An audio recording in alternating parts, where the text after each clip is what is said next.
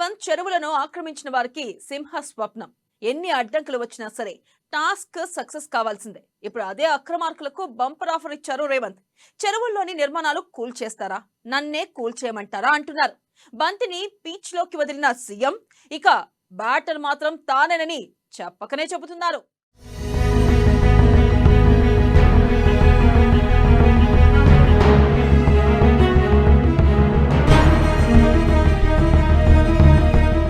హైడ్రా పేరు వింటేనే అక్రమార్కుల్లో భయం. అక్రమదారులకు సీఎం రేవంత్ ఆఫర్, బడాబాబులకు సీఎం రేవంత్ హెచ్చరిక. అక్రమ నిర్మాణాలు కూల్చివేయాలని రిక్వెస్ట్, కూల్చకపోతే తామే కూల్చివేస్తామన్న రేవంత్. పేదల ఆక్రమణలు కూల్చివేసి ఇల్లు ఇస్తామని ప్రకటన. 23 ప్రాంతాల్లో 262 నిర్మాణాలు కూల్చివేతలు. 111.72 ఎకరాల భూమిని స్వాధీనం చేసుకున్న హైడ్రా.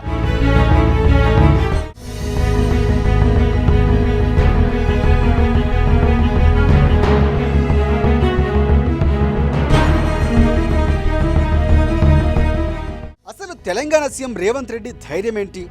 ఆ గడ్స చూస్తే అయ్యారే ఇదేంటి అని ఆశ్చర్యం కలుగుతోంది. హైడ్రా పేరుతో అక్రమ కట్టడాలు నిర్మించిన భూ బకాసురుల గుండెల్లో రైళ్లు పరిగెడుస్తున్నారు సీఎం. అక్రమదారులను అవసరమైతే జైలుకు పంపించేందుకు కూడా వెనకాడబోమన్నారు. ముందుగానే మేల్కొంటే మాత్రం మంచిదని సూచించారు.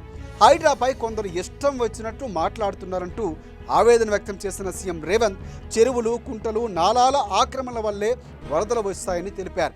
వరదలతో పేదల జీవితాలు అతలాకుతలమవుతున్నాయని, అందుకే ప్రక్షాళన చేపట్టినట్లు ఓ క్లారిటీ ఇచ్చారు సీఎం. దుర్మార్గులు ఆక్రమించుకున్న చెరువుల వల్లనే ఇవాళ వరదలు వస్తున్నాయి. అందుకే హైడ్రాను ప్రారంభించడం. హైడ్రా స్పెషల్ టాస్కే ఈ చెరువులను ఆక్రమించిన వాళ్ళను చెరబట్టాలని, చెరబట్టిన వాళ్ళ నుంచి విడిపించాలని, అలాంటి వాళ్ళను అవసరమైతే చెరసాలకు తోలాలనేది నా ప్రభుత్వ విధానం. అందులో ఎంత గొప్ప వ్యక్తులున్నా, ఎంత మహామహులున్నా వాళ్ళు చెరువులను వదలక తప్పదు. చెరబట్టిన వారి నుంచి హైడ్రాతో చెరువులను విడిపిస్తామన్న రేవంత్ అవసరమైతే ఆక్రమదారులు కటకటాలోకి నెట్టేందుకు వెనకాడబోమని చెప్పారు. ఆక్రమించుకున్న చెరువులు స్వచ్ఛందంగా వదులుకోవాలని అక్రమదారులకు ఆఫర్ ఇచ్చారు. లేకపోతే చెరువుల్లోని అక్రమ నిర్మాణాలను నీలమట్టం చేసి తీరుతామని హెచ్చరించారు. నాలాల ఆక్రమణలను నిరభ్యంతరంగా కూల్చివేస్తామన్న రేవంత్ ఆక్రమణలను తొలగించి మూసీని ప్రక్షాళన చేస్తామని చెప్పారు. మూసీ నాలాలో ఉన్న శాశ్వత నివాసదారులకు డబుల్ బెడ్రూమ్ ఇండ్లు అందిస్తామని కూడా బంపర్ హామీ ఇచ్చారు. నివాసితులైన 11,000 మందితో ప్రతి ఒక్కరికి ప్రభుత్వం పునరావాసం కల్పిస్తుందని భరోసా కల్పించారు. FTL బఫర్ జోన్ పరిధిలో నిర్మాణాలను రెగ్యులరైజ్ చేసే ప్రసక్తే లేదని తేల్చి చెప్పేశారు సీఎం రేవంత్. మీద నుంచి గొప్ప వ్యక్తులకు నేను విజ్ఞప్తి చేస్తున్నా, అయ్యా ఆక్రమించుకున్న చెరువులను మీరే వదలండి, గౌరవంగా పక్కకు తప్పుకోండి, నీటిపారుదల శాఖకు అప్పగించండి, మీకేం కావాలనో పోయి దూరంగా కట్టుకోండి. లేకపోతే ఉన్న పలంగా నేల మట్టం కూలుతాయి, కూలగొట్టే బాధ్యత నేను తీసుకుంటా. ఇలా FTL లో గాని, బఫర్ జోన్ లో గాని, నాలాలలో అక్రమంగా నిర్మాణాలు ఏవైతే ఉన్నాయో వాటన్నిటినీ నిరభ్యంతరంగా మేము తొలగిస్తాం. మీరు ఎక్కడికి వెళ్ళినా, మీరు తాత్కాలికంగా కోర్టుల నుంచి ఏమన్నా తెచ్చుకున్న న్యాయస్థానాలలో కూడా కొట్లాడి ఆ స్టేలను వెకేట్ చేయించి మీరు ఆక్రమణలు తొలగిస్తాం. మరి ఇవాళ మూసీ పరివాహక ప్రాంతంలో పేదలు ఆక్రమించుకొని ఉన్నారు. జిల్లాల నుంచి వచ్చి ఇల్లు కట్టుకొని ఉన్నారు. రూపాయి కూడబెట్టి గుడిసెలేసుకొని బ్రతుకుతున్నారు. వాళ్ళ పట్ల మానవత్వంతో వ్యవహరిస్తుంది ప్రభుత్వం. మూసీ నాలలో ఉన్న శాశ్వత నివాసదారులు ఎవరైతే ఉన్నారో వాళ్ళందరికీ డబుల్ బెడ్రూమ్ ఇల్లు ఇచ్చే బాధ్యత ఈ రాష్ట్ర ప్రభుత్వం తీసుకుంటుంది. దాదాపుగా 11,000 మంది అక్కడ ఇల్లు ఉన్నాయి. ప్రతి వాడికి 11 కాదు, అవసరమైతే 12,000 మంది అయినా ప్రతి వాడికి డబుల్ బెడ్రూమ్ ఇల్లు ఇచ్చి వాళ్ళని ఆత్మగౌరవంతో బ్రతకటట్టు ఈ ప్రభుత్వం పునరావాసం కల్పిస్తుంది. కొంతమంది ఫామ్ హౌస్లోని డ్రైనేజీ నీరుని జంట జలాశయాల్లోకి కలుపుతున్నారని ఫైర్ అయిన ఆయన చెరువులు కుంటల్ని ఆక్రమించి కట్టిన కట్టడాల వల్ల ఆకస్మిక వరదలు వస్తాయని చెప్పారు. ఆక్రమదారులు ఎంతటి వారైనా సరే వదిలే ప్రసక్తే లేదన్న ఆయన ఎఫ్టీఎల్ బఫర్ జోన్లో నిర్మించిన అక్రమ కట్టడాలు కూల్చివేసే బాధ్యత తమదే అని స్పష్టం చేశారు. మరొక వైపు హైడ్రాకు ఇటీవలే సీఎం రేవంత్ రెడ్డి ప్రత్యేకంగా పోలీసు అధికారులని సైతం కేటాయించారు. 15 మంది సిఐ స్థాయి అధికారులు, 8 మంది ఎస్ఐ స్థాయి పోలీసు అధికారులను కేటాయించి అక్రమ నిర్మాణదారుల కంటి మీద కునుకు లేకుండా చేస్తుంది ఈ ప్రభుత్వం. బాగా సంపాదించుకున్న వాళ్ళు ఆగర్భ శ్రీమంతులు ఫామ్ హౌజులు కట్టుకున్నారు.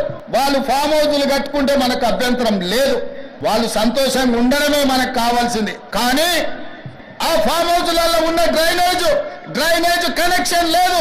వాళ్ళ డ్రైనేజ్ తీసుకొచ్చి గండిపేట నీళ్ళలో కలిపిండ్రు. వాళ్ళు వాడిన డ్రైనేజ్ నీళ్లు గండిపేట నీళ్ళలో కలిస్తే ఆ నీళ్లు తాగడానికి నగరానికి ఇస్తున్నాం.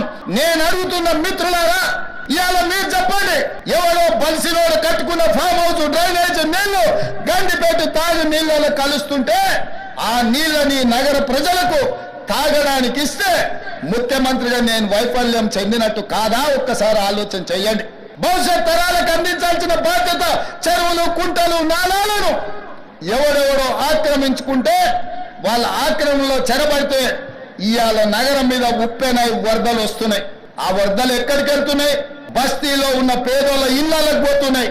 పేదోళ్ళు జీవితకాలం కష్టపడి సంపాదించుకున్న ఫ్రిడ్జ్, టీవీ, మంచము, బట్టలు, కట్టుకున్న బట్టలతో సహా అర్ధరాత్రి పూట వాళ్ళ ఇళ్లకు నీళ్లు వస్తే తడిసి ముద్దయి అనాథలాక రోడ్డు మీద నిలబడాల్సిన పరిస్థితులు వచ్చినాయి.